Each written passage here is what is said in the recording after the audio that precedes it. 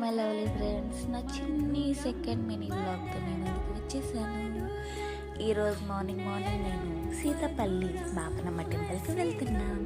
Morning view చూడండి ఎంత బాగుందో, వా చాలా బాగుంది. ఓకే, నేను టెంపుల్ కోసం ఒక చిన్న స్టోరీ చెప్తాను వినండి. సీతపల్లి గ్రామంలో బాపనమ్మ అని ఒక యువతి తల్లిదండ్రులు పెళ్లి ఏర్పాట్లు చెయ్యక నేను పెళ్లి చేసుకోను, దేవతను అవుతాను అని సీతపల్లి అడవి పరిసరాల్లోకి ఆవులను మేపడానికి వెళ్ళింది.